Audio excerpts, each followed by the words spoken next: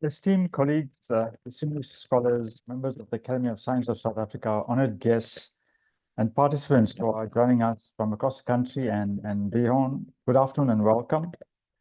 As many of you may know, ASSAf is the National Academy of Science for the country, bringing together leading scientists and scholars to promote the development of science and technology in South Africa. It is both my privilege and a great responsibility to open this important webinar convened by the Humanities Standing Committee of ASSAf. We gather at a moment of deep reflection, 30 years since the adoption of South Africa's constitution, one of the most celebrated and transformative constitutional frameworks in the modern world. Anniversaries such as these are not merely occasions for commemoration. They are an invitation to engage critically, rigorously, and honestly with the promises that were made, the progress we have achieved, and the challenges that still endure. Today's discussion, focused on human rights, justice, and the future of democracy, is both timely and essential. The Constitution of the Republic of South Africa, adopted in 1996, emerged from a profoundly contested past. It was born out of negotiation, compromise, and a collective commitment to building a society founded on dignity, equality, and freedom.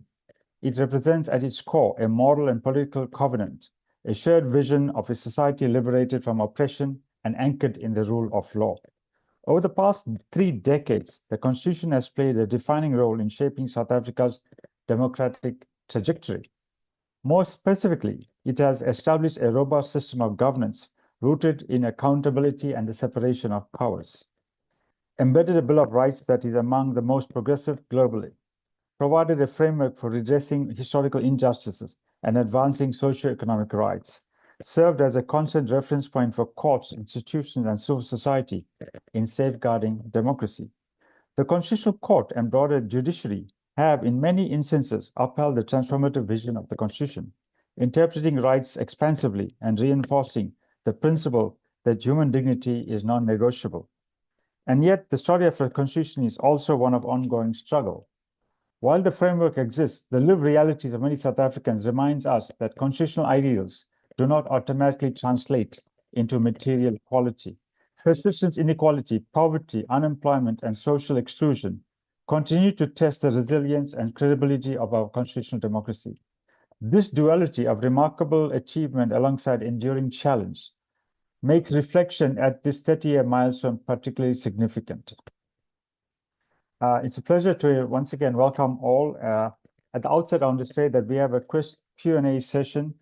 So please post your questions in the Q&A box, and then we will raise them during the discussion. It's my pleasure to introduce our first speaker, Professor Charles Maimela, who is Executive Dean, Faculty of Law at UJ. I think there's a UJ bias if you look at the second participant panelists as well. Prof. Mailema is a professor of law specializing in medical law and African customary law and has published extensively in these fields. He's the former editor of Deja Law and Journal and currently serves on the editorial board of the South African Journal on Human Rights. Prof. Mailema, the floor is yours.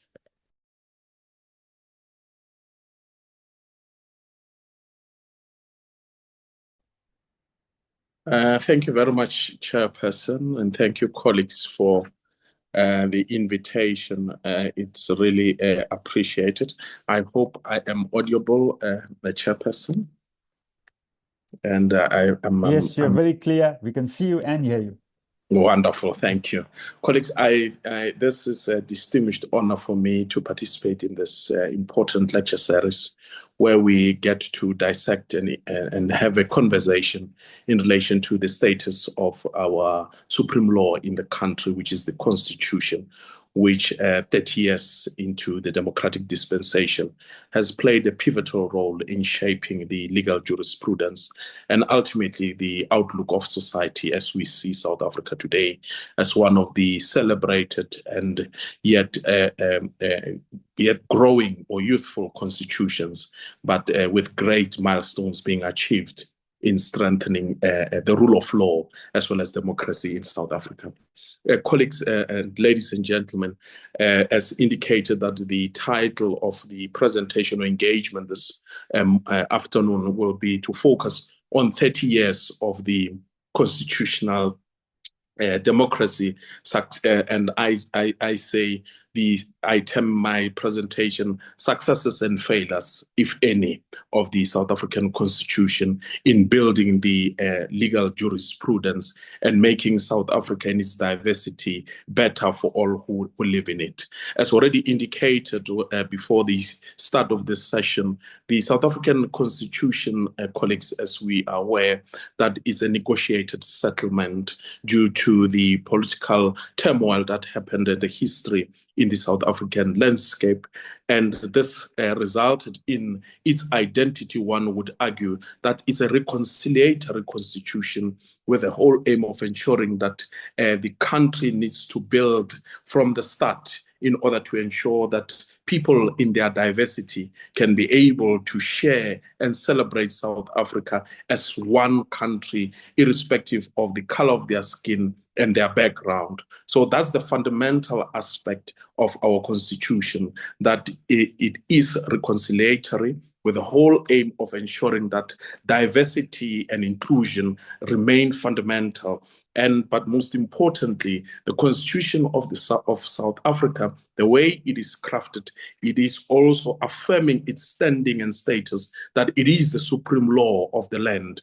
And this you'd find in provisions of Section 2 that speaks to the supremacy of the Constitution, that any law found contrary or to contradict the constitutional values and norms must be declared to be null and void and aligned to and must be aligned rather with the constitutional values and views.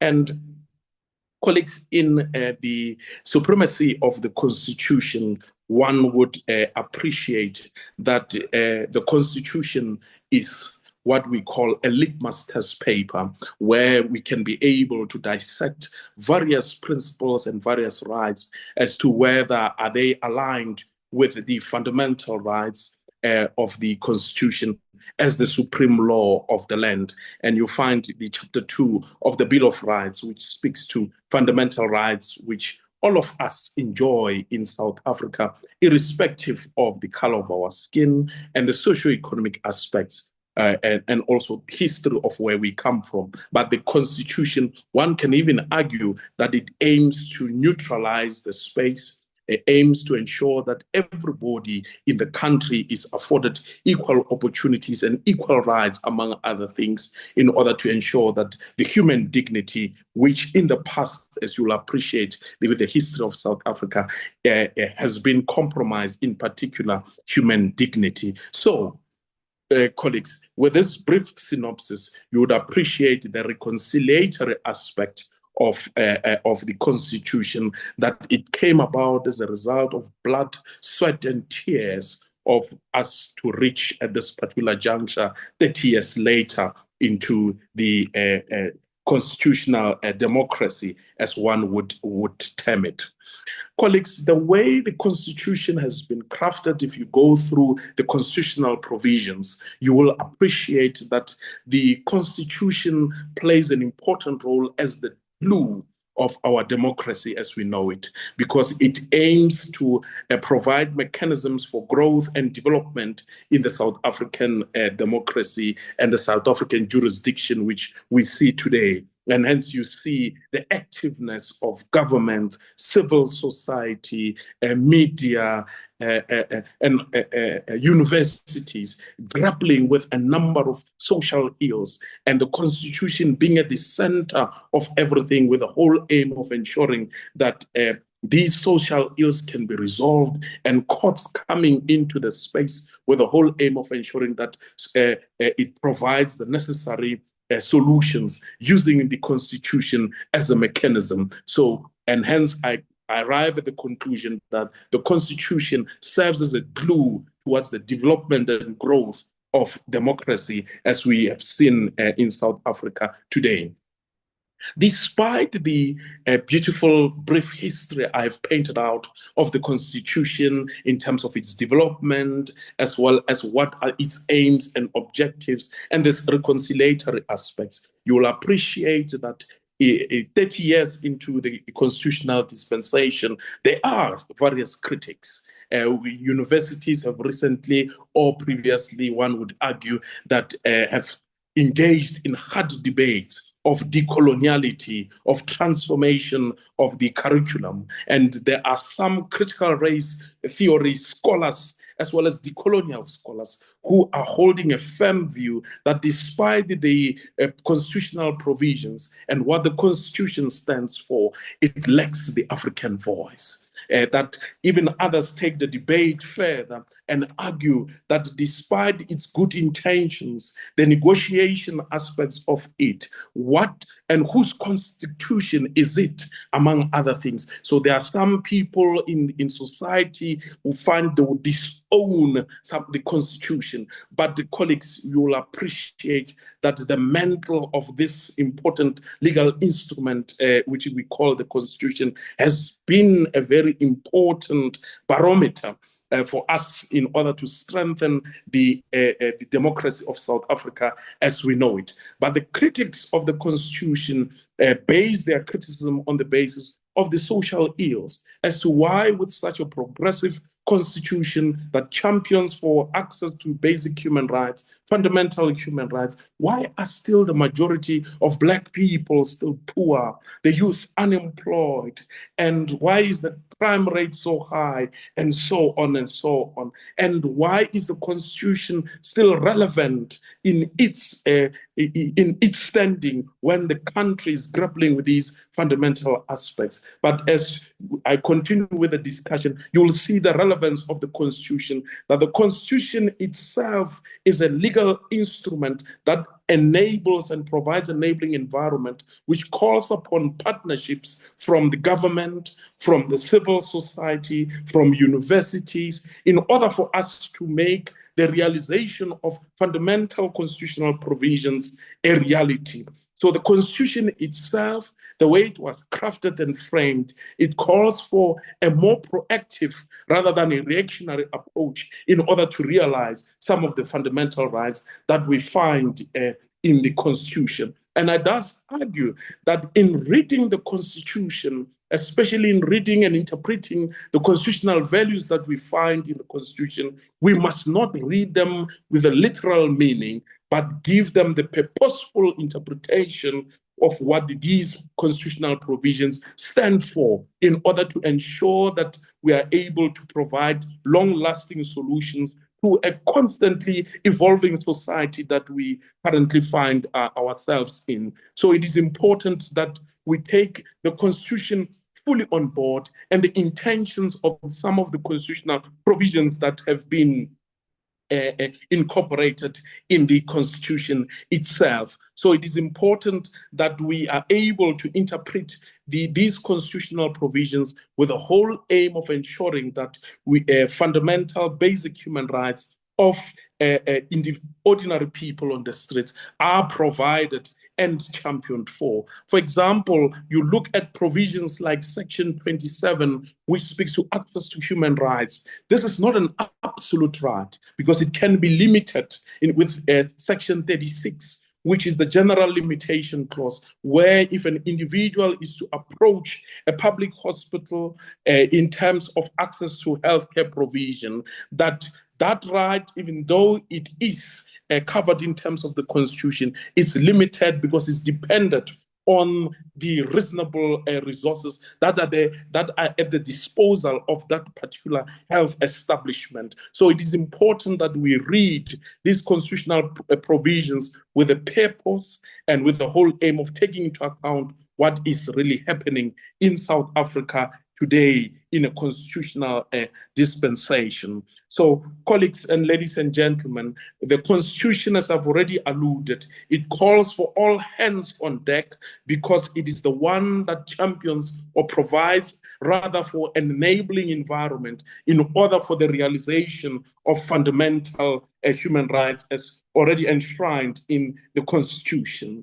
Allow me, colleagues, to just revert quickly back to the reconciliatory approach of the Constitution, and by, for example, looking at, for example, that Chapter 9 institutions as well as ordinary people, because they also have an important right, an important responsibility rather, to advance these constitutional values and principles in order to uphold our democracy as we know that. And you will appreciate that some of these Chapter 9 institutions, for example, the Human Rights Commission, the Office of the Public Protector, they have gone out to pronounce on very fundamental aspects that affect society, which through the Constitution they were able to advance and articulate outright in order to protect, for example, vulnerable members of society, in order to ensure that their rights are upheld irrespective of their socio-economic aspects.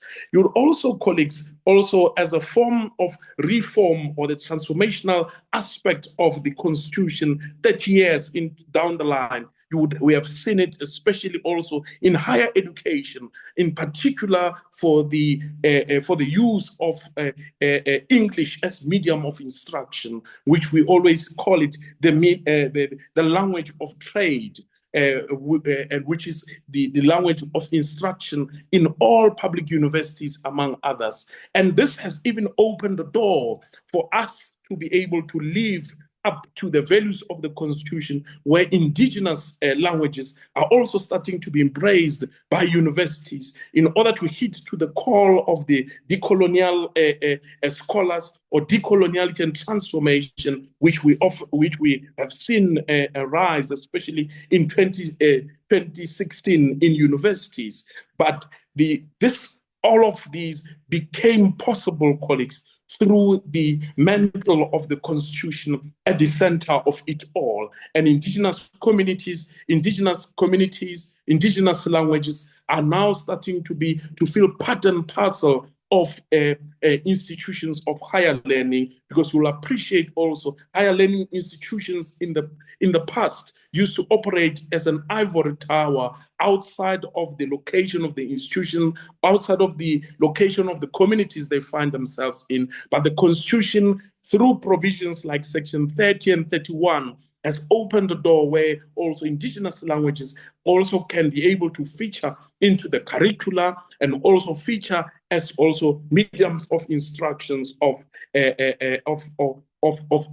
universities. And this speaks to saying that universities are not an ivory tower, but a part and parcel of society, must be able to provide societal solutions and also to play a role. So universities are also thus a microcosm of society, and this has been made possible through the constitutional provisions in ensuring that also different languages must also feature in the overall discourse of pursuing the academic project. And we have landmark court cases from the Constitutional Court that has enabled this development to happen, that has enabled this transformation to take place through, for example, the AfriForum court case versus the University of South Africa, as well as AfriForum versus the University of the Free State, among others. These set very clear tones and parameters, and also for the aggressive implementation of embracing other languages in order for them to serve as mediums of instructions and also not to be seen as foreign, because we have also seen that in embracing these languages, universities have started now to have that identity that celebrates diversity and inclusion, and with great success in terms of the success rates of different institutions. This is but one of the transformational foundations, especially in higher education, that has been laid down by the Constitution, colleagues.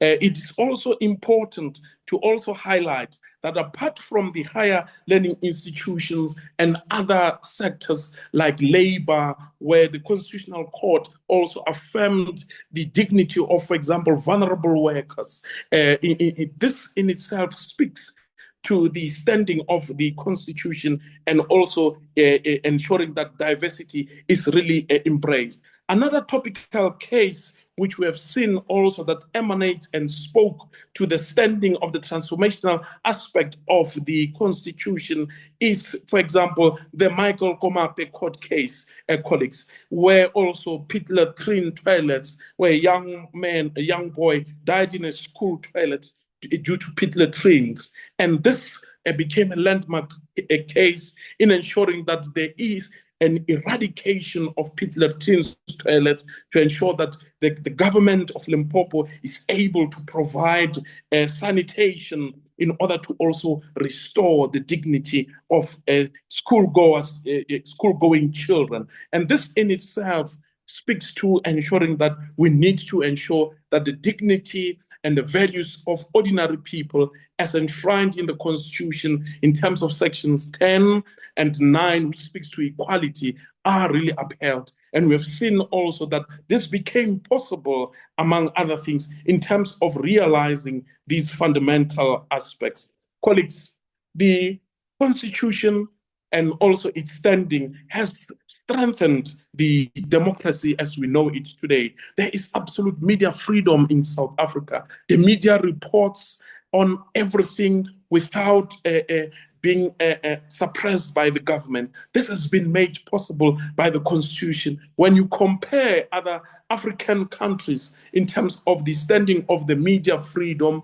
and free flow of information, you would see this development in terms of that our Constitution is quite clear and mature, irrespective and without taking into account that it is merely 30 years old, among others. So the Chapter 9 institutions as well, the Human Rights Commission, irrespective of how recently we have seen how the Constitutional Court has ruled against it in terms of its implementation powers, but it's making great strides. And the ordinary people are making use of it. And this is being made possible by the Constitution for fundamental aspects in terms of constitutional values to be upheld at all costs. We are seeing today also, colleagues, that our government is becoming more and more accountable to ordinary people in the streets. And this has become open in terms of the Constitution itself. We are seeing now politicians, instead of squaring it off only in Parliament or in the political spaces, but revert to the Constitution as a solution to it. We see the politicians going to the courts, probing a number of fundamental aspects, even Parliament as well, parliamentarians approaching the Constitution. That in itself tells you that the mantle and the teeth of the Constitution, the Constitutional Court, and other divisions of the courts are also have a teeth in strengthening democracy, with the whole aim of ensuring that the human rights value sets that are enshrined and protected in the Constitution upheld at all costs. And you have also seen recently with the recent court case of the Constitutional Court, where the Pala matter came to the fore again. Yes, there's a debate in legal circles, in political circles, about the checks and balances as to whether is the Constitutional Court starting to overreach and so on, taking into account the different arms of the state. But that in itself, and the debates and the discourse and the judgments that we are seeing, they are playing a pivotal role in strengthening, growing, and developing our democracy, with the whole aim of ensuring that the Constitution remains the fundamental aspect in bringing us all together in terms of us to be able to account. Do I, in 30 years of the constitutional dispensation, believe that the Constitution has made great strides and success? And also, in the next 30 years, will the South African Constitution remain standing? Yes, it's a definite yes. The Constitution of South Africa is on the rise, and it has even cemented its standing as the supreme law of the land. We see with the different court judgments, we see also with the different approaches that we have seen civil society voice, university voice, and an ordinary man on the streets being able to voice out fundamental aspects that affect society adversely, that needs to be corrected. That in itself becomes possible through the Constitution. And we would also appreciate that the Constitution as enabler also allows, has also experienced some setbacks. As you'd appreciate, there were also some judicial officers found wanting and so on. But again, the might of the Constitution remains standing in holding them accountable. We have seen also in some respects the impeachment of judges, among other things. So that in itself speaks about a healthy constitutional democracy that aims to hold accountable while upholding the basic human rights of all people who live in it, irrespective of the race, the color of their skin, or gender, but all of us to remain equal before the law, in order to realize that South Africa belongs to all who live in it, and South Africa is on the rise. And this is made possible through the Constitution as the supreme and fundamental law of the land. Thank you, Chairperson. I'll pause for now. Thank you, Prof. Maimela, for your reflections on constitutional democracy, transformative constitutionalism, and institutional accountability. Folks, please put your comments and questions in the Q&A box for the discussion session. The next presentation is by Prof. Sinead Barnabas.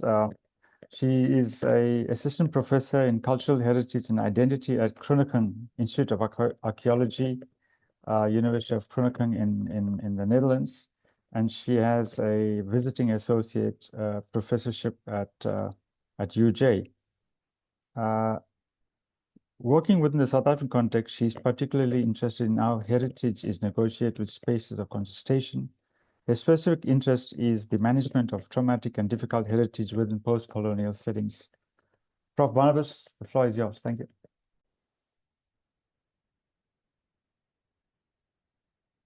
Thank you, Prof. Miraj. Good afternoon, everyone. I just want to apologize. I have a little bit of a cough, and I hope that doesn't affect things too much. So my task for today is to reflect on identity, inclusion, heritage, and lived constitutional realities. So you might be wondering what a heritage scholar is doing among esteemed legal minds set to talk on the South African Constitution. After all, what does heritage have to do with constitutional rights? Well, allow me to elaborate. If we understand heritage not merely as important things from the past worthy of remembrance, but rather as the products and the processes of using the past for our contemporary means, then we see that heritage is inseparable from concepts such as identity, belonging, and power.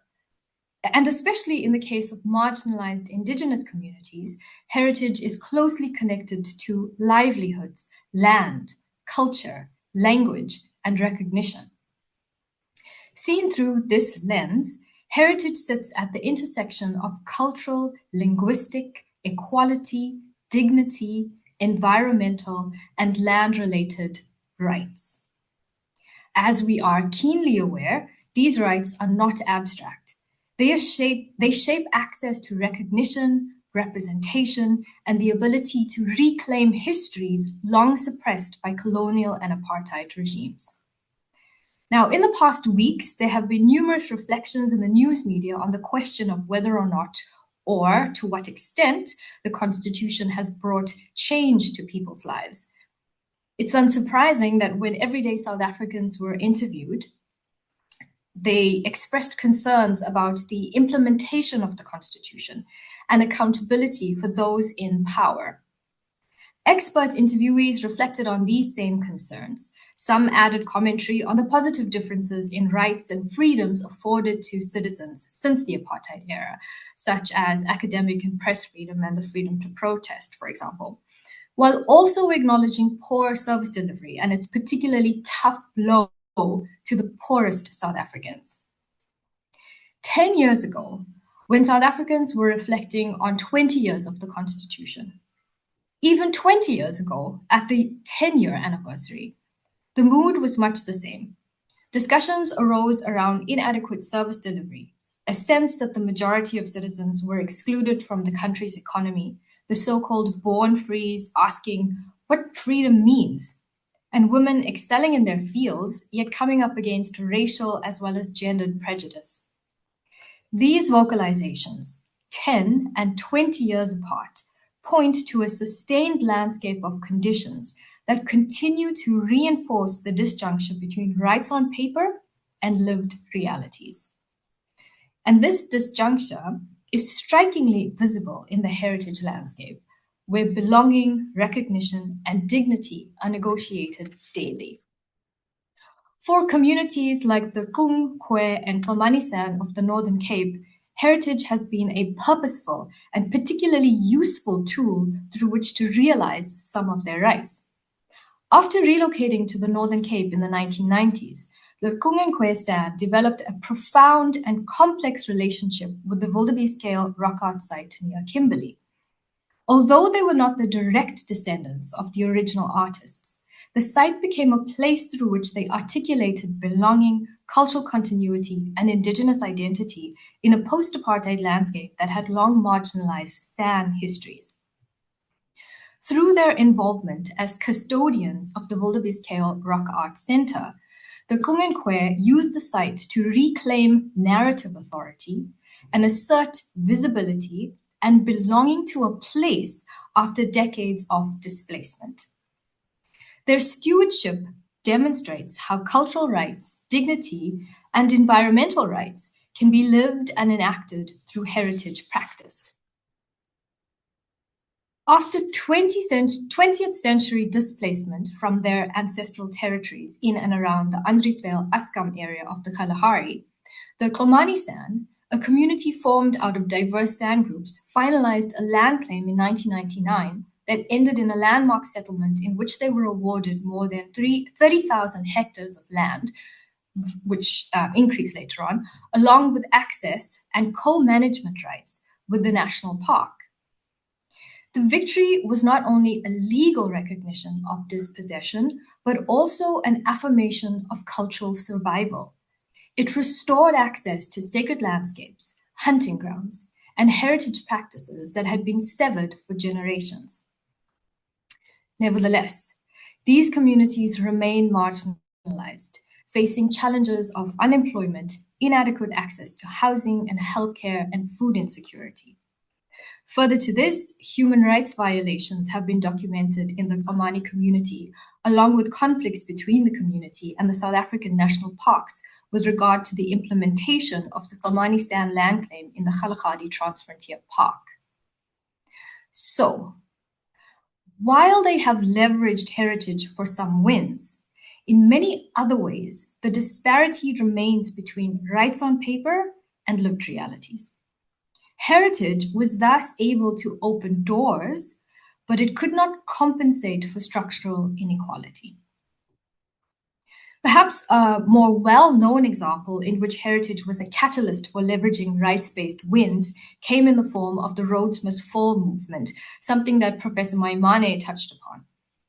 When students began protesting in 2015, calling for the removal of the statue of Cecil John Rhodes from the University of Cape Town's main campus, it was because the statue was seen as a symbol of institutional racism and a lack of transformation at the university. It was a visual history of colonial domination. The protest quickly became a movement when it was taken up at universities across the country, where students called for the removal of colonial and apartheid-era symbols as symbolic of the removal of barriers to institutional change. Supporters called for the decolonization of university curricula and for institutional racism among staff and students to be addressed. Universities went on to change names of buildings, remove statues and other iconography, strengthen multilingual initiatives, and in one case, revise its language policy. Students also protested against the outsourcing of cleaning, security, and catering staff, causing multiple universities across the country to commit to directly employing these staff. This meant access to benefits such as medical aid, pensions, and paid leave, as well as higher wages and job security. This was not a side issue. It was central to the question of whose voice matters. Or, to put it another way, it was central to questions of dignity, equality, and fair labor practices. The Rhodes Must Fall protests came at a critical time in South African history. There was widespread evaluation of the 20 years of democracy that had passed, and there was anger at unfulfilled promises in its wake.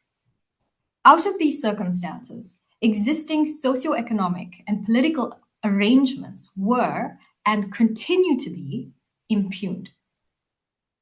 When the Constitution was adopted, it represented a radical break with our past. It placed human dignity at the center of public life. It recognized socio-economic rights as enforceable and not merely aspirational. It created institutions like the Constitutional Court and the Public Protector, designed to check power in a country where power had long gone unchecked. And perhaps most importantly, it insisted that ordinary people, not the state, are the bearers of rights. This was a profound shift. But 30 years on, we must also acknowledge that institutions have weakened, accountability has faltered, and the distance between constitutional promise and lived experience has widened for many South Africans. In 2008, when Guyanese-British musician Eddie Grant was invited to perform his hit anti-apartheid song, Gimme Hope, Joanna, at President Nelson Mandela's 90th birthday tribute, he is reported to have remarked that although the lyrics were written for apartheid, they remained relevant in light of xenophobic attacks in Alexandra. Grant could have been speaking today. South Africa's constitution is clear. Basic rights belong to everyone within the country's borders. But the ongoing hostility towards African migrants reveals how constitutional universality collides with lived exclusion.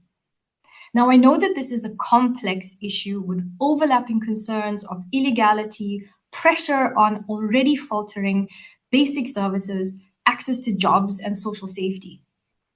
It's also an issue that foregrounds just how much identity is a work of exclusion. As cultural studies scholars remind us, identity is a boundary-making practice that defines who belongs and who does not. This practice permeates all areas of our lives, there is an endless drawing of imaginary boundary lines in society that, like it or not, play a role in the actualization of rights. To return to Grant's song, it is a form of intangible cultural heritage, one that is woven into our South African story. And like all heritage, it takes on new meanings in new contexts. No longer a statement against apartheid race-based exclusion, it can now be read as a cry against socio-economic exclusion, government corruption, and ongoing tensions between power and accountability. As we reflect on 30 years of constitutional democracy, we should resist two extremes: naive celebration on the one hand and cynical despair on the other. The truth lies somewhere in between. I think here of bold investigative journalists and whistleblowers who, in exposing corruption and misconduct at the highest levels of government and business, stand in the gap between rights and lived realities. Their actions remind us that constitutionalism is not self-executing. It relies on people willing to defend its principles. The Constitution, we know, is not perfect, but it remains the most powerful legal tool we have for building a just society. It gives us a shared language for dignity, a shared framework for accountability, a shared vision for equality, and perhaps most importantly, it gives us a shared responsibility. Just as heritage in all its forms reminds us that human dignity is not only written in law, but lived in the stories we tell, the spaces we shape, and the people we choose to see, we could view the Constitution as a similar diagnostic tool of rights and responsibilities. Upholding the Constitution is all of our work. It's all of our responsibility to carry the hope that we've been calling on Joanna to give us. I thank you, and I hand it back over to you, Prof. Miraj. Thank you, Prof. Barnabas, for a very interesting and thought-provoking presentation. We move on to our last presentation from someone whom I think needs no introduction at all. Prof. T. DeVos is the Claude Leon Foundation Chair in Constitutional Governance in the Faculty of Law at UCT. He's published widely and in academic journals, many books, and so on. For me, I think he's one of South Africa's leading public intellectuals. And I think from an ASSAf perspective, we really need a lot more public intellectuals. I think there's a big chasm. I think ASSAf should be holding another webinar on that topic. But he does write a weekly column, or bi-weekly column, sorry, for News 24 as well. Prof. DeVos, the floor is yours. Thank you very much, and thank you for the organizers. Whether I'm intellectual, I don't know, but public, definitely. I was asked to talk about democracy, resilience, constitutionalism, and social change, which is quite a mouthful.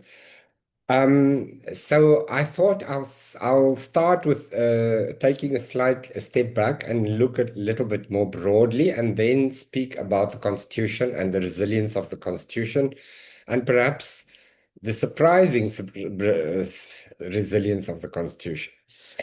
Now, we live in a time globally where constitutional democracy is widely believed to be in crisis. In countries of Europe, the United States, there's been a rise of right-wing populism, a kind of backlash against pluralism, against societies becoming less heterogeneous, of course, as one would expect, unfortunately linked also to racism, but also a deeper problem with democracy and the weakness of democratic governments to actually effect change. both because governance has become much more complicated. It's perception. There's a perception, but perhaps also a reality that it requires kind of technocratic skills, and it leads to a kind of depoliticization of governance.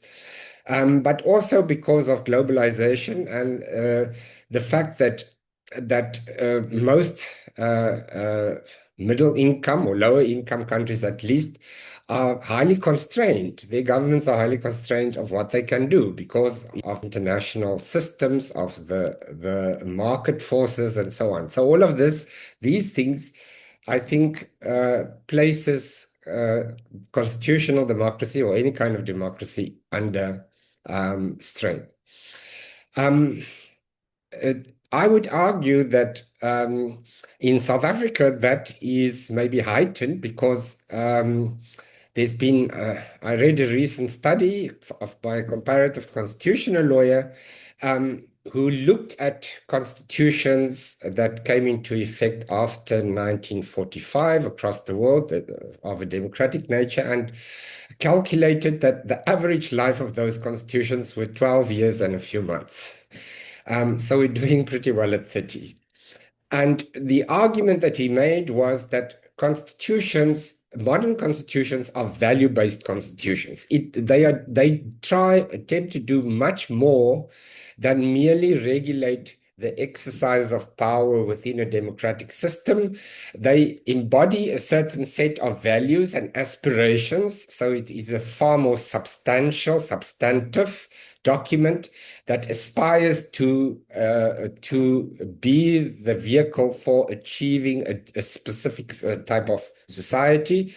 And the argument, this Professor Lachlan make the argument that this is not easy to do in a country that is not more or less homogeneous, that a country that is more or less where there's relative equality, a country where the citizens have broadly a shared set of basic values and a shared sense of national identity. I don't think South Africa has any of those.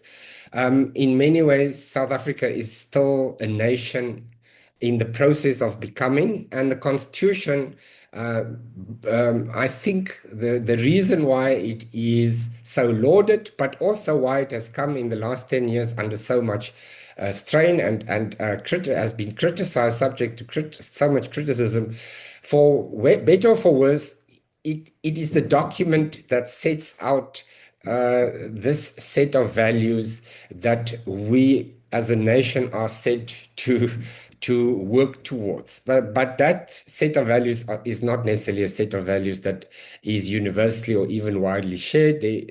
South Africa is extremely diverse in many different ways. So it makes it quite difficult. And I would say for me as a constitutional scholar, it's a little bit surprising that the Constitution is doing as well as it does, given these challenges. Now, that said, it also, whether the Constitution is doing well depends, of course, how you measure it. Because on one measurement, namely the quality of governance, South Africa it's not doing brilliantly. At the very least, at the national level, it is the results are mixed. At local, provincial, and especially local level, it is sometimes truly catastrophic. And the dynamic, that political dynamic in South Africa, I think, has a lot to do with it.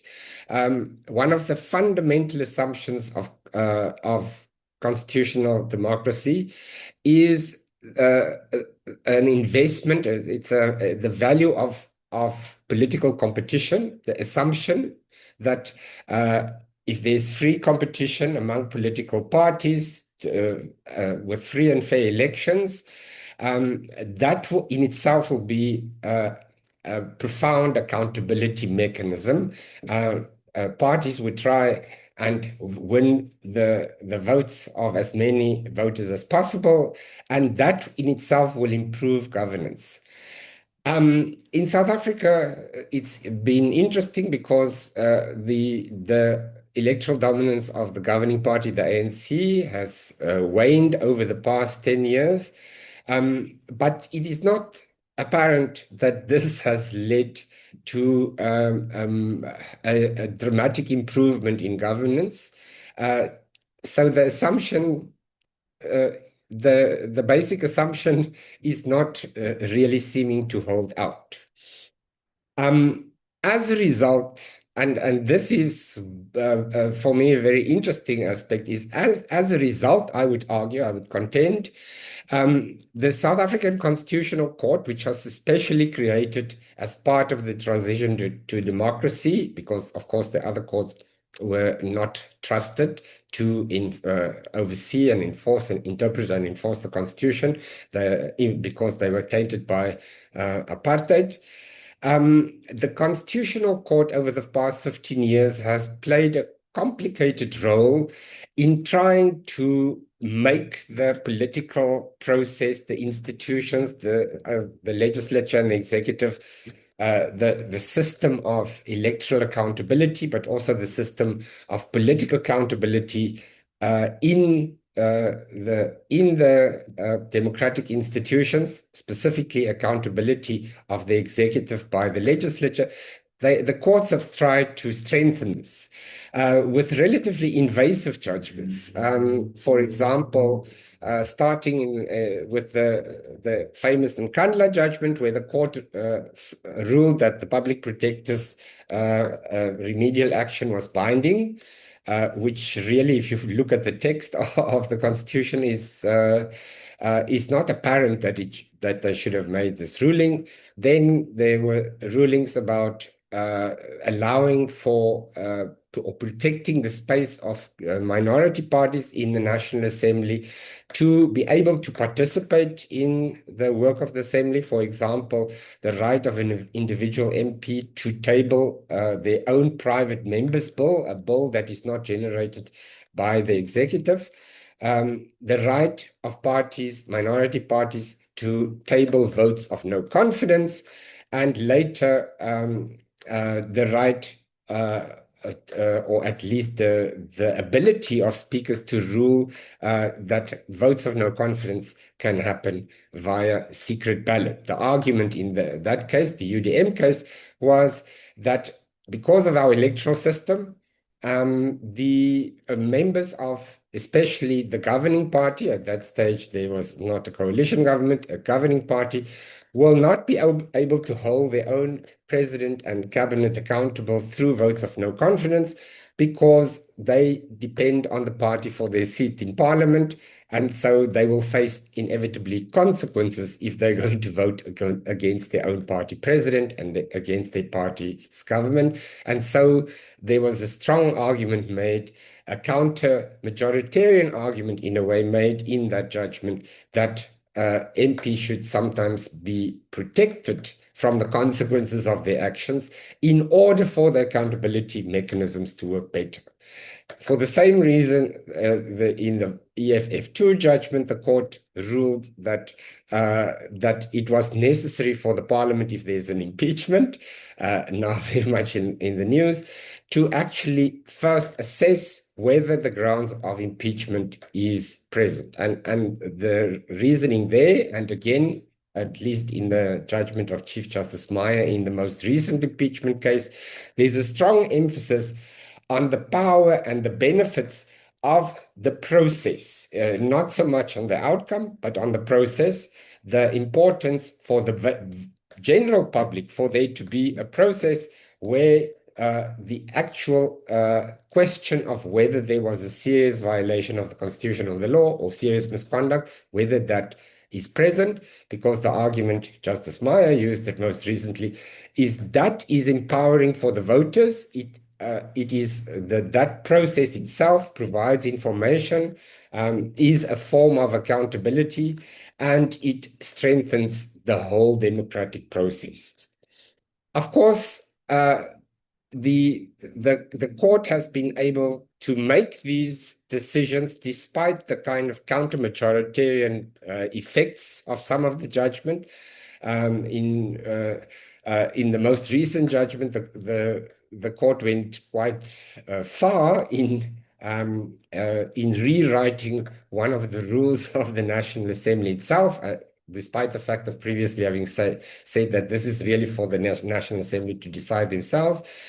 But it has been able to do so, I would argue, because it has relative institutional legitimacy and authority, because of its independence, because of the fact that as a general matter, it has not shied away from making unpopular decisions with people who happen to wield extreme power. So this has really had an impact, I would argue, on the trajectory of the politics in South Africa. I think if that very series of cases of the Constitutional Court in the era of the former President Jacob Zuma was used by political actors as a tool in order to fight back, so to speak, if you want to use that loaded term, against President Zuma. And of course, it is again being exploited now in that way. So the courts have a huge political impact. And on paper, they should be less legitimate, I think, than they are, because they do, as Justice Colopin in the latest judgment said, they do make judgments that are in effect counter-majoritarian, but perhaps because it is the branch of government that and is perceived to be the most efficient in its functioning, because the law itself is it requires an engagement with facts, with systems. It needs to be predictable, and so forth. There's a kind of interesting and strange hold that the courts and law as a discipline has over the public imagination, that helps to stabilize the system in some way or another. But as some of the previous speakers have said, there are still serious challenges and serious threat to the whole constitutional project. The move, the depoliticization of politics, the legalization of politics, of course, could create problems, because if people don't feel they're invested, they withdraw from the political process, as we have seen with the falling in the voting percentages for each election. And it is also a breeding ground for populism. And the legitimacy of the court at the moment seems to be quite strong.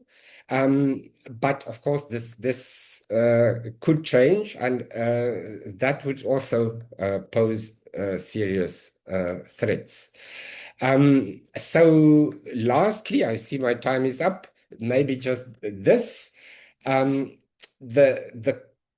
When the Constitution was established in 1994, interim, and the final Constitution 1996, some of us, I was a young academic, and I believe that the Constitution will change everything, that the power of the law to actually bring fundamental change through legal processes, through rights litigation, and so on, that it was immense. And I think the lesson we have learned over the last 30 years is that the courts are extremely important. The Constitution as a document and the Constitution as a legal tool that allows people to enforce their rights and protect the democratic space is extremely important.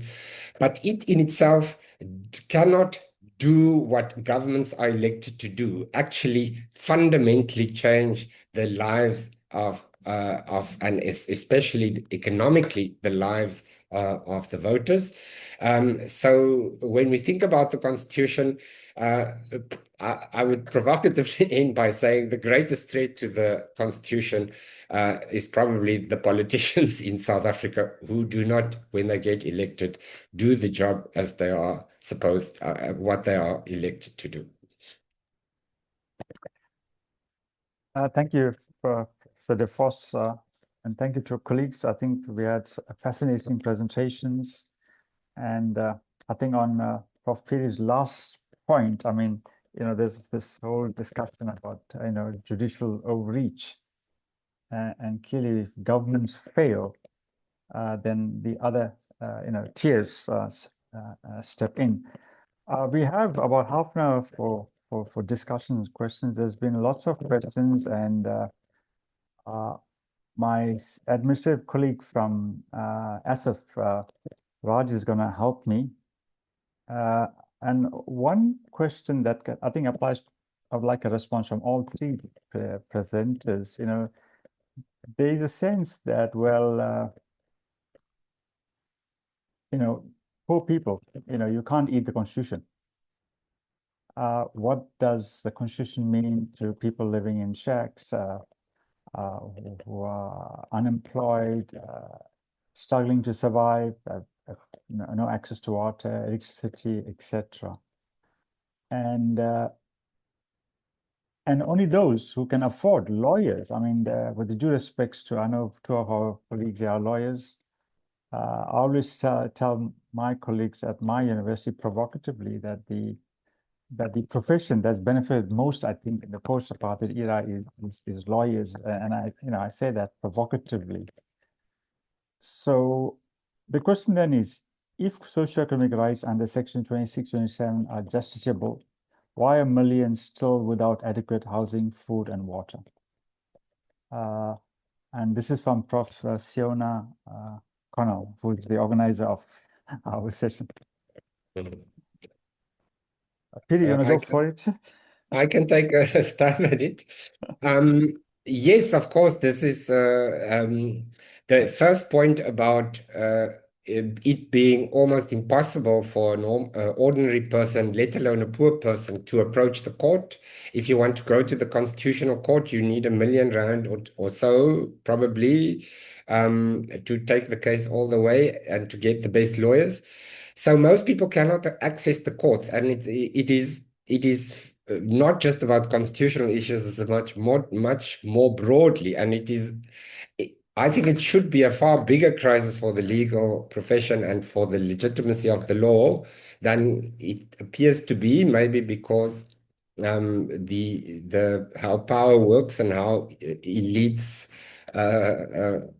influence the kind of consensus, at least that appears in the public space.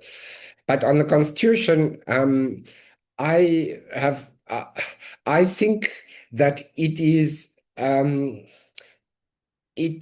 Constitution and the rights in the Constitution, whether it's civil and political rights or whether it's social and economic rights, it cannot do what the question suggests it to do, because the implementation of the betterment of people's lives is what governments are elected to do and what they should do. The Constitution, on the margins, can limit abuse, can protect people from being evicted, and so on, can put pressure on the government to take steps to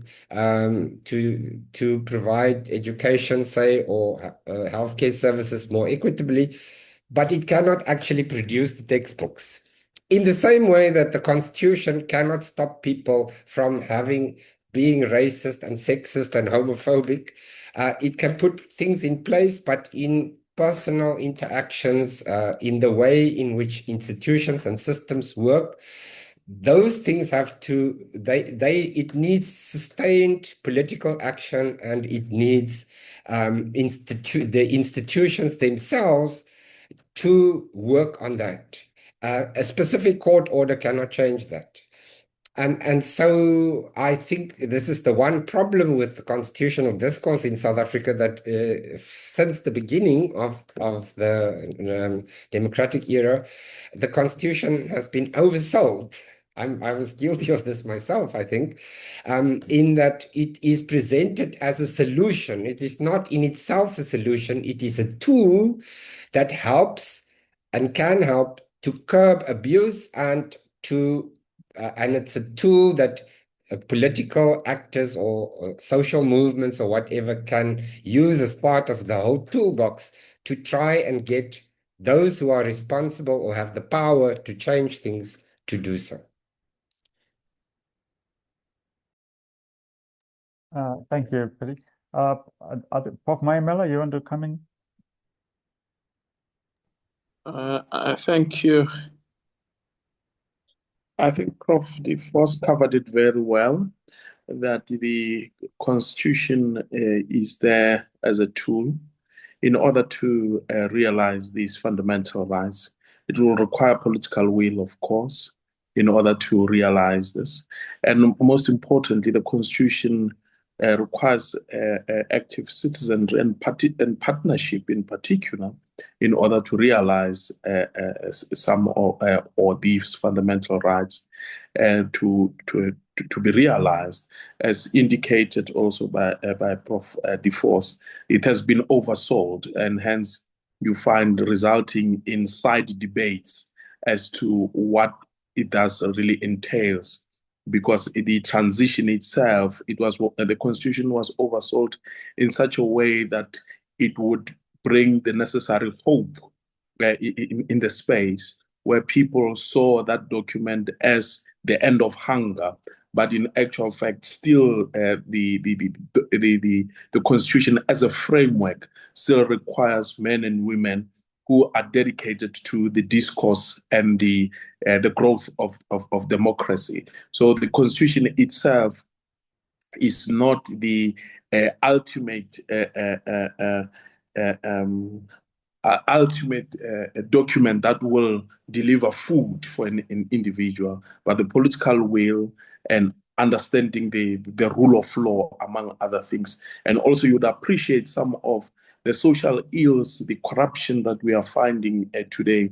It also speaks to say these are some of the elements that are actually a distraction to realizing some of these fundamental rights. And hence you see the arm of the state in some of these matters being quite strong. Recently, you are seeing the developments with Madlanga Commission, that some of the resources that were meant to be spent to realize the eradication of hunger, creation of jobs, and so on, is now used to unravel corruption, among other things. So the Constitution must be seen in that light, that it's a framework, it's a tool to enable us to reach some of the values and fundamental rights that are enshrined in the Constitution. It requires a collaboration and partnership in realizing these rights. Thank you, Chair.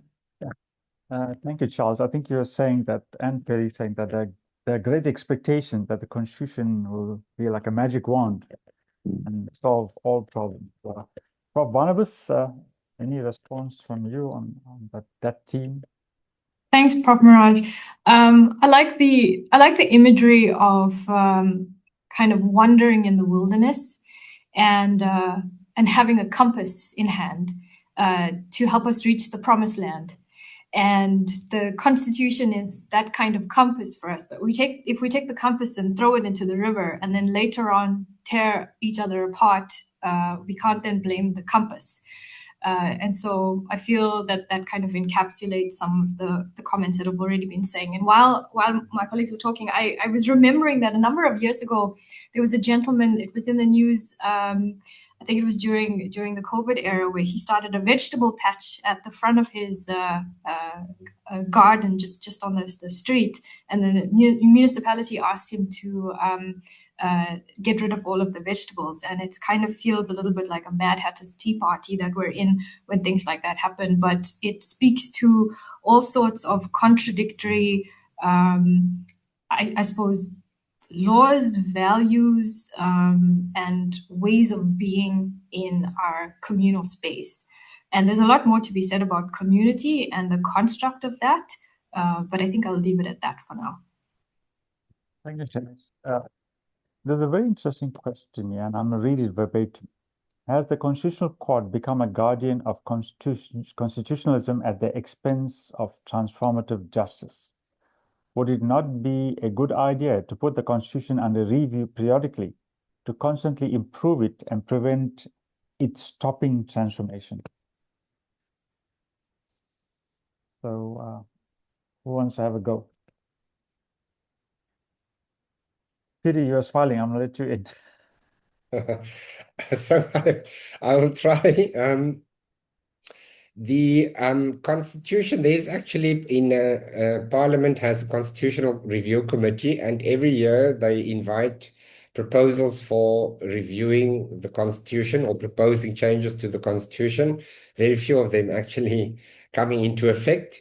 And of course, yes, constitutions can be reviewed and should be reviewed, and a more major constitutional review could be possible. But of course, if making large changes to a constitution at a time when there is not a fundamental crisis is usually not a good idea, because the political opportunists often exploit that process to change the constitution in ways that would advance them and entrench themselves in power and so on.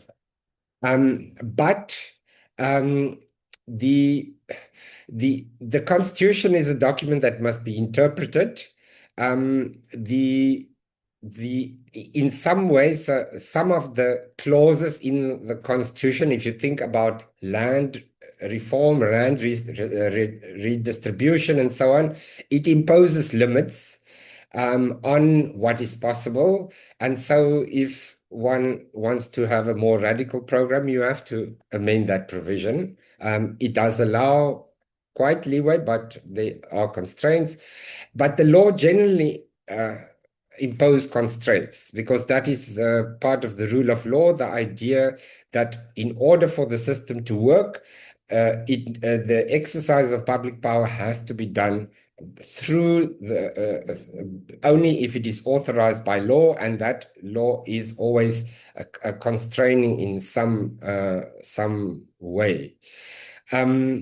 The difficulty is that a lot of the claims about constraints on transforming has to do either with failure of legislatures and executive to implement, resistance from other centers of power, and the inability of the state, constrained as it might be by forces, international and otherwise, to confront those forces. So the private sector, the market, all of these things has a constraining effect. You need really astute, well-resourced and committed, ideologically committed government, excellent bureaucracy to counter the other forces in society that is going to resist any change. And this in South Africa has been ongoing fight, I think, an ongoing problem in that there's a ideological maybe failure to recognize that the power is not only with the state, it is also with private actors, and that if you really want to change things, you have to take them on, and they are very powerful as well. Thank you, Piri. Charles, your response?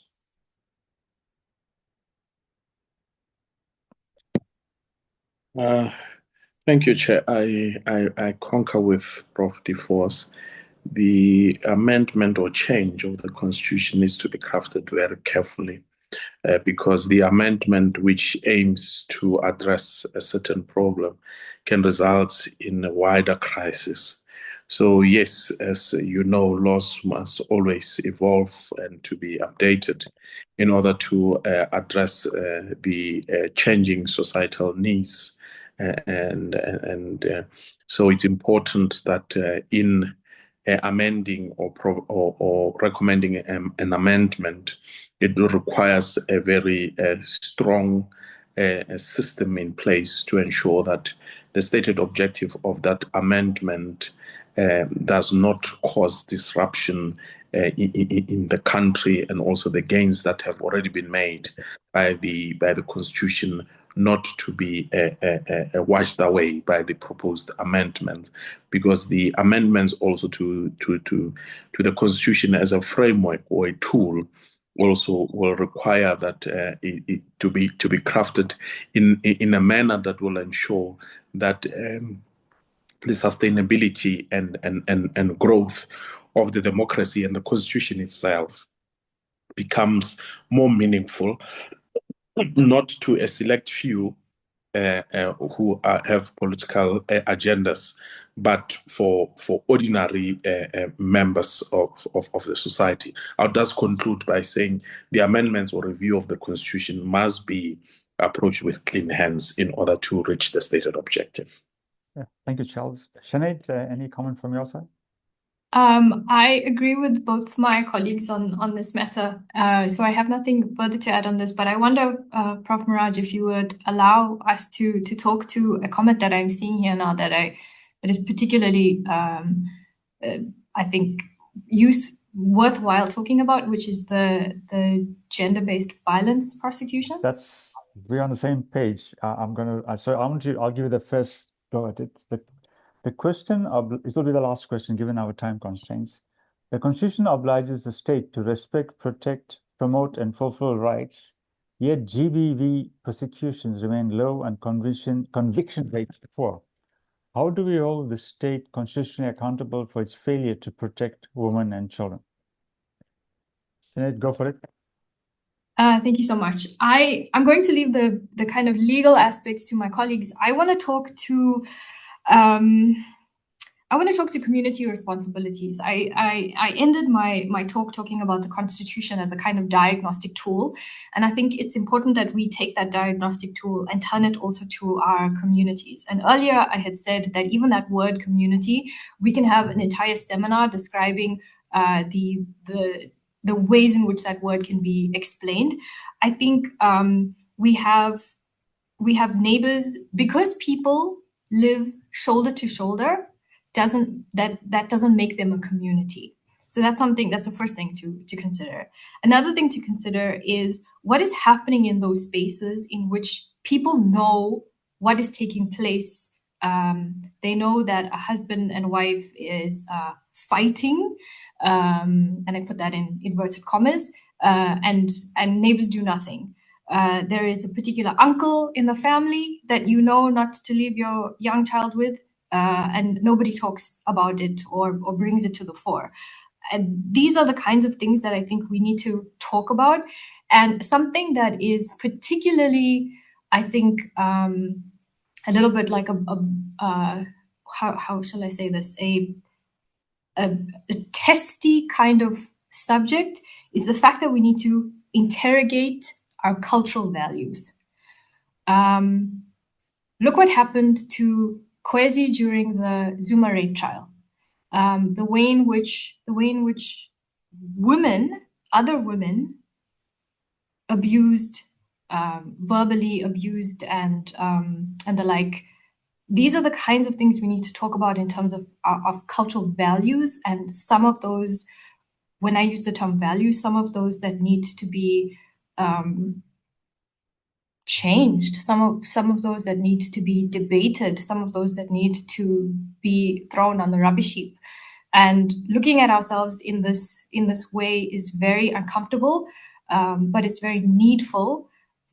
So yes, let's look at the law and what the law can do with regards to convicting, but let's look at ourselves and what's going on on the streets, what's going on in the next room, in the next home, and the ways in which we engage with this on a level of culture. Yeah, thanks, Sinead. I think one of the issues then it's about invasion of privacy. If you want to know what happens behind locked doors, some of those in contradictions. But Charles, do you want to respond?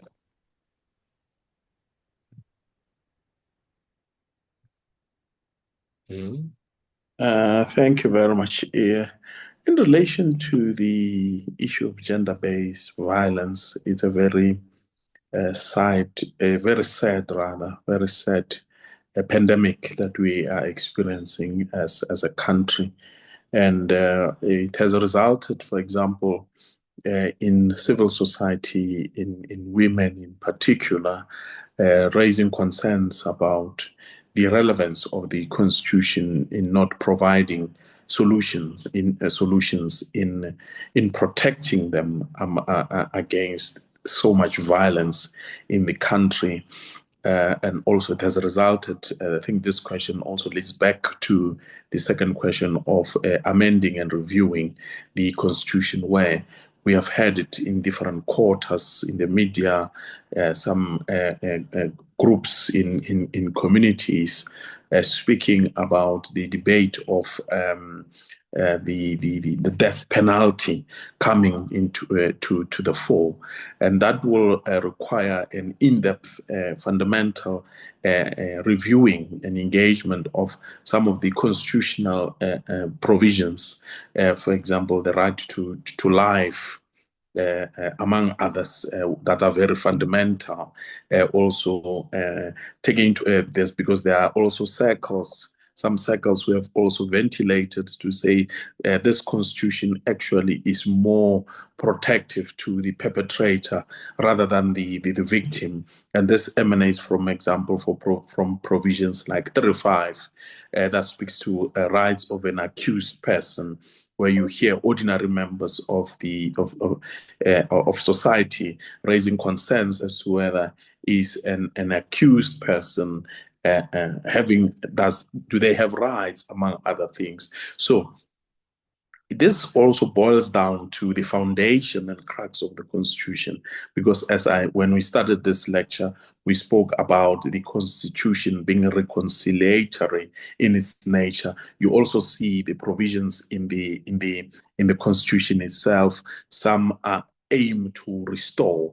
For example, when you look at issues of the right to human dignity, it has that restorative aspect. We've also seen a number of court cases coming to the fore to ensure that some of these fundamental rights that were previously violated, or as indicated earlier by Prof. DeForce, the issue of land has become so topical in legal circles as well as in society in particular. So circling back to the question, it requires the political will, among other things. It requires also a great law enforcement mechanism to come into the space. It requires also the active citizenry as to the relations between males and females, males and males, females and females, because we live in a very violent society. It will require also how we teach it from the level of primary school to university level, and also to inculcate some of these fundamental values of respecting, valuing each other. Where there's a disagreement, dialogue is the way to go in order to find each other, rather than resorting to violence. Because if you know and look at the history of the country and the continent, the world at large, one would argue that violence seems to be the most dominating aspect. We're also seeing lately how you and I, from a country that is in the south tip of Africa, is feeling the cold of a war that is up there between America and Iran, due to that war violence is the answer to society, which unfortunately is not the case, and we need to start to inculcate those values, that violence is not the answer, rather dialogue and getting to understand humanity in general and in totality is the answer. And the Constitution, in its reconciliatory aspect and its in respecting and valuing fundamental human rights, can continue to play that aid of reconciliation. But as to whether provisions or the death penalty, does it have scope and room in the current framework of the Constitution with respect, I do not think so, unless the reform and the amendments come to the fore, which will in totality change the legal jurisprudence, which we will require a lot of work, and it can even result in disruptions in some instances. But to cut a long story short, the issue of violence, the state and civil society needs to come together, and communities needs to come together in order to provide long-lasting solutions, among other things. Thank you. Thank you, Charles. Piri, is it not a case of the failure of the criminal justice system rather than the failure of the Constitution that we have this escalation in GBV? Well, I think it's much more than that. It's a systemic societal issue that the law in itself cannot fully fix. Within the legal system and the criminal justice system, there's the problem of an inability or a failure or a lack of resources to prosecute.